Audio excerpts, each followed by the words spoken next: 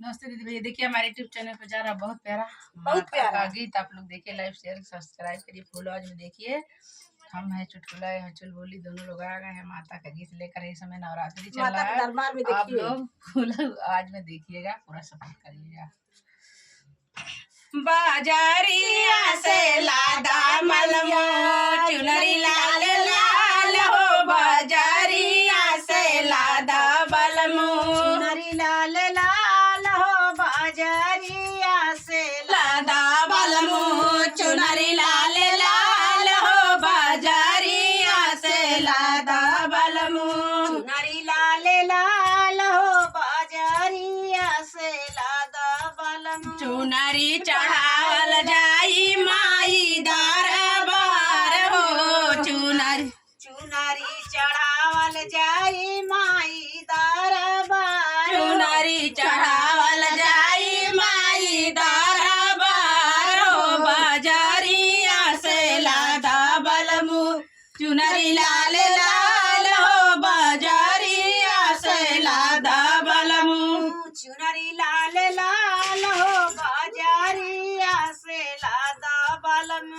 जाई के बगियावा बलमु लाई दा तू फूलावा, मालिनी के घरवा से लाई दा तू फूलवा।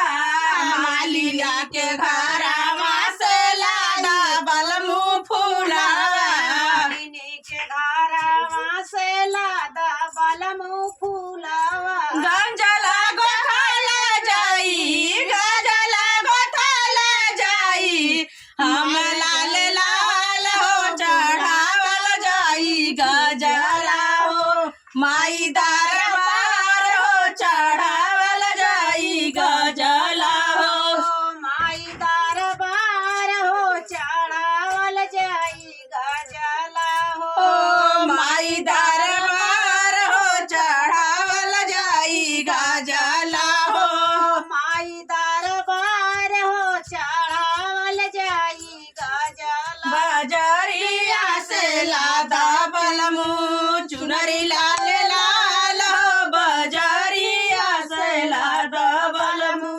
चुनरी लाल लाल हो, बाजारिया से लादा। जाई के बजरिया बलमु नारियल ले आइदा, जाई के बाजारिया से नारियल ले आइदा।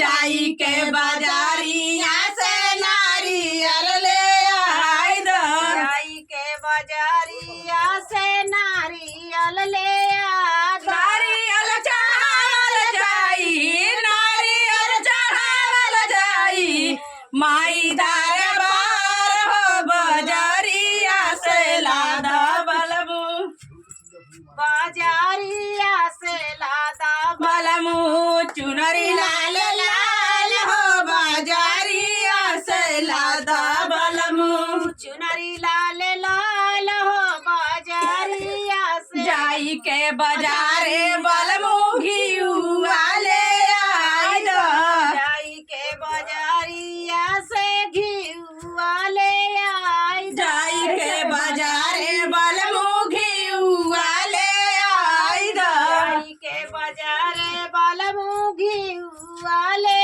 आइदा। हमिया करावल जाई, हमिया करावल जाई, माई दरबार हो बाजारिया से लादा बलमु बाजारिया से लादा बलमु। बाजारिया से लादा बलमु चुनरी लाल लाल